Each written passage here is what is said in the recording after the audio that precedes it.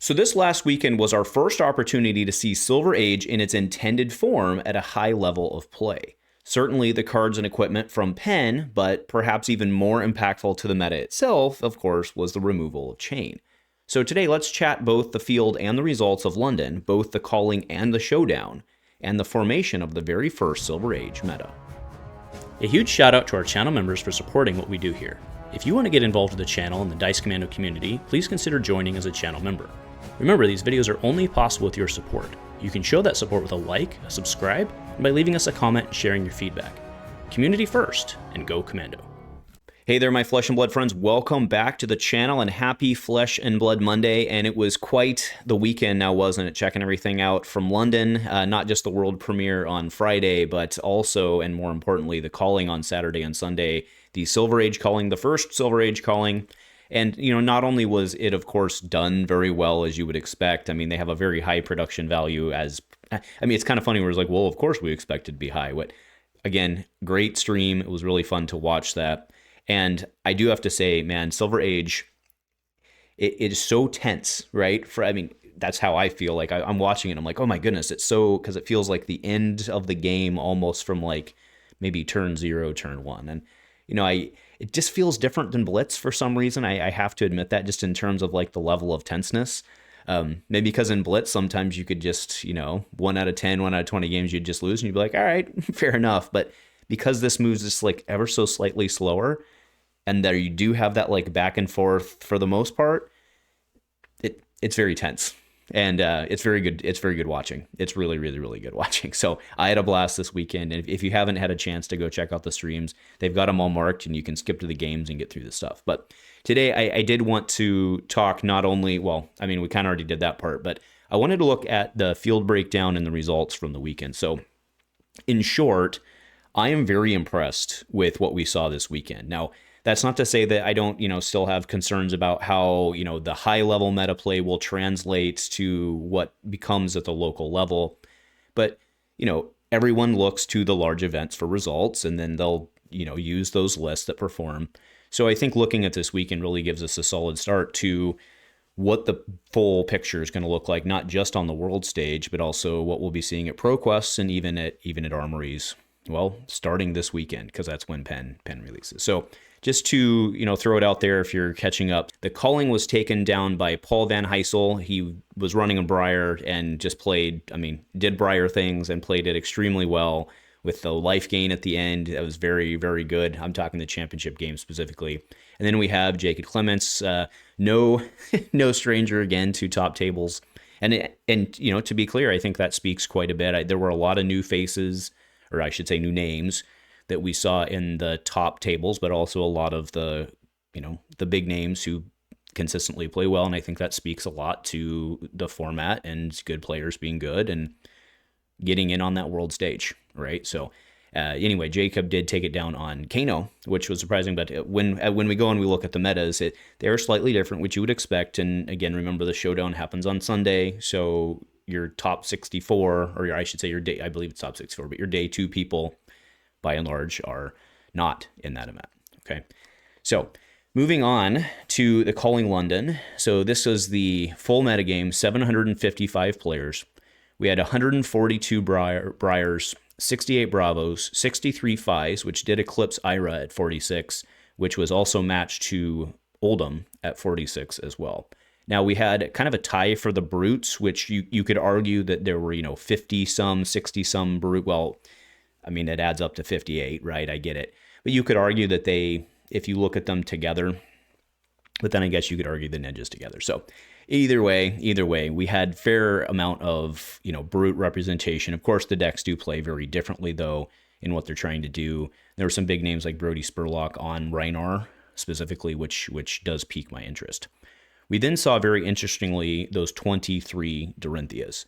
So this was, to say that all of them were decimators is probably an absolutely false statement. I'm sure somebody was running the sword, but by and large, I suspect that these popped up as much as it did because, again, with the Unity equipment, the advantage of running Olympia in a decimator build has really disappeared for the most part.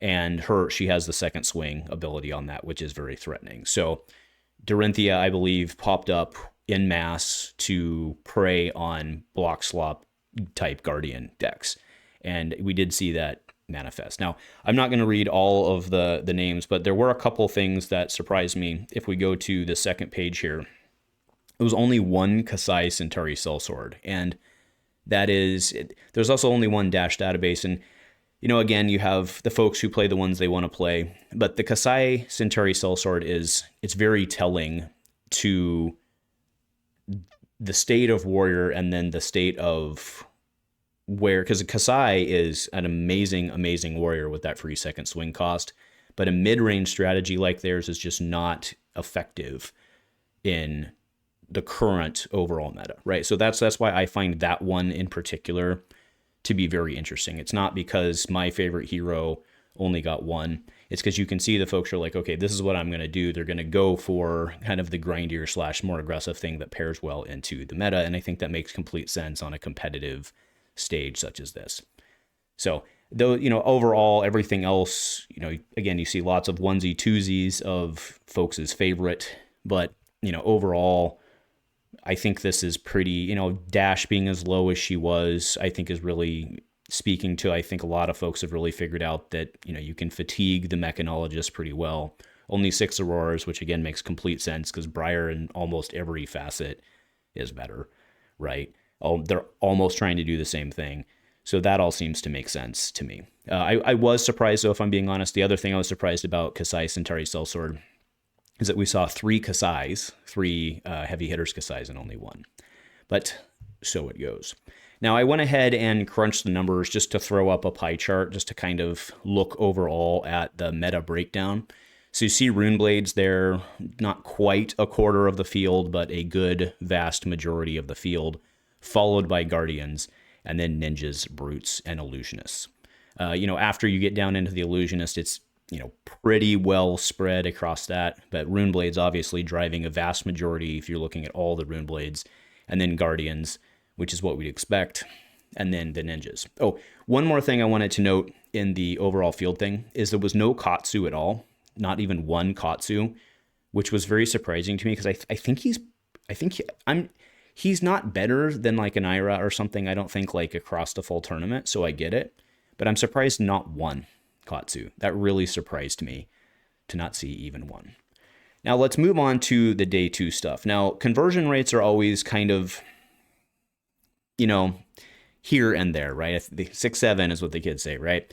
6, 7, 10, 11, 27. But I think that's mean nothing. I know I'm using that incorrectly, so let me know in the comments how I'm using that incorrectly. But it's always kind of a double-edged sword using this. Obviously, it tells you who is performing well, but it also, if you look at something like Briar, there were 140 some Briars, and there's obviously so many slots. So it does become kind of like a self-consuming thing, especially if the hero's performing well, you start eating each other at the top tables. So you do have to take this with a grain of salt. That said, if you really look at who converted well from the top down in terms of, not just the numbers, but the overall rates, the well-performing Dorintheas, right? That's very telling, I think, into the meta. Oldhim at 15%, Kayo at 20%. The Olympias at 44%. If you really consider the Olympia alongside of the Dorinthea, because the vast majority of them were doing the Decimator thing, right? I think you really start to see that story. You obviously see a bunch of 33% and stuff like that in the bottom, and that's where I say you have to be careful with conversion rates and how you compare those. But if you really look at, the Briars at 17%, which is even probably a little depressed, considering how many of them there were, that's actually pretty impressive with that type of number. So she is no secret, she's a very high-performing hero. And then, Oldhim at 15%. Oldhim he had 46 out of the field. So that's very respectful, right? In terms of showing that he's a good performer. Okay. So overall, I don't think there are any, big takeaways from this other than the fact that the Decimator builds performed very well on the weekend. And I think that story gets told when we move into the top 8. So we had a good number of heroes represented. We had 1 Bravo. We had 3 warriors, right? All on the Decimator builds, to my knowledge. 2 Kayos, and that's armed Kayo. And then we had the 1 Briar, right? So in terms of the top 8, only 1 Runeblade in the top 8 that is interesting. I mean, it is. That's very interesting. And then again, 3 warriors in the top 8, all on that specific build. I think that tells quite a bit. Moving in then till the end, we did end up seeing Paul. Obviously, we know he took it down up against the Dorinthea in the final match, and it was very, very, very well done. Now, we do have the deck lists for the top 8. They're already posted, and they were actually sharing them on stream. So you see right here, if you're curious, you can pause it and do the thing. But again, the links are up on Fab TCG. But this is the Briar list. Then we also have the Dorinthea list. Some very interesting things in here in terms of like the blue 5s. I mean, because, you know, they're not poppers. But again, it gave them a lot of flexibility to do other things. So I think there's a lot of good learnings for a lot of folks on this. But, you know, other than that, the deck is like felling swings and overpowers and blues and blocks and the stuff you need. So it's just like good stuff, Fab, and it clearly did the thing, obviously, with the Decimator Great Axe. So congratulations on that. And they were saying that a hometown hero there as well, which is always fun to see. Okay, so now I want to move into the London Showdown. So what you're seeing right now is I had to pull the data and do it because I didn't know of a way to summarize it, which is not a big deal, right? Just put it into a spreadsheet. So this is the full 365 person field. Now you will notice the NA is down there. I have to do that to make sure that my counts are correct. That is people who were seeded round 1 but did not show up, presumably because they'd bought a ticket. And, you know, I mean, stuff happens, but presumably, especially if you looked at the names, like Paul was in this, right? And obviously didn't show up round 1 because he was off doing other things, right? So mostly those are day 2 folks. But we do see similar, right? We see 64 Briars, 41 Phis, 34 Bravos, and then 22 Oldhims. We do see, so, you know, the top heroes are mostly the same. What is interesting, though, is, you know, you see 19 Dorintheas, which is a significant at 3, right? So remember, we had 20-some Dorintheas out of the 755 in the calling, and you had 19 Dorintheas out of the 365 here. So, you know, I think it's fair to say that the word was out, and a number of people pivoted to that. Now, do keep in mind that this one was taken down by Kano, and when we go to the top 8, okay, we had 2 Kanos, we had 2 Kayos, 2 Briars, an Enigma, and a Phi. So a complete lack of Guardians in that one as well. The Kanos making it to 1 and 2, with, again, Jacob Clements and Arthur Trehey. Man, I wish we had that game on camera. It'd be cool if we had that game on camera somewhere, right? Those are some names right there. But both on Kano, and I think that's a very big hint to possibilities of winds of change of not just Briar and Guardians, and then now apparently the Warriors. Okay, so that's the recap of the data as it is, and I think it's fair to say that, you know, coming out of this weekend, a lot more attention will be on the Decimator builds, which is probably, you know, depending on your point of view, some people really hate that card, and fair enough. I think it's a very interesting meta counter check to just the pure fatigue swing hammer type builds. So I think that's a very interesting push-pull that we have going on here. So obviously Briar, you know, Briar's functionally very easy to play, right? She's very easy to play. I mean, to be fair, not that blocking and just swinging your weapon isn't also super, super, super easy to play, right? Let's be very clear. But she's, you know, Briar's fun. She's exciting. You get the thrill of sequencing and then making a go again and doing this. So I think that she's going to be very, very, very popular, especially at locals, because folks tend to, at locals, it tends to skew more towards aggro, right, in the grand scheme of things.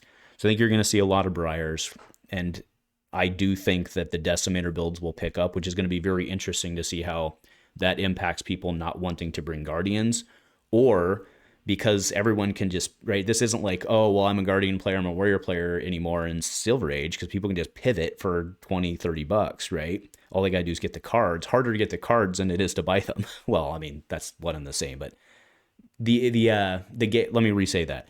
The gate is finding the cards, not affording the cards. That's a much better way to say that, Andrew, now, isn't it? Okay, but it's not about like, oh, well, I've spent, so much money on this deck, I'm just going to try a different build. You just be like, okay, instead of playing, block, swing hammer, I'm going to try the Decimator build instead, right? Because then if you want to play Fatigue, you can still play Fatigue style with that and have an edge. So we may see folks move over from that as well. Now, the Kano thing will certainly get some people's attention, right? Especially once, the lists start making their rounds and the deck techs do.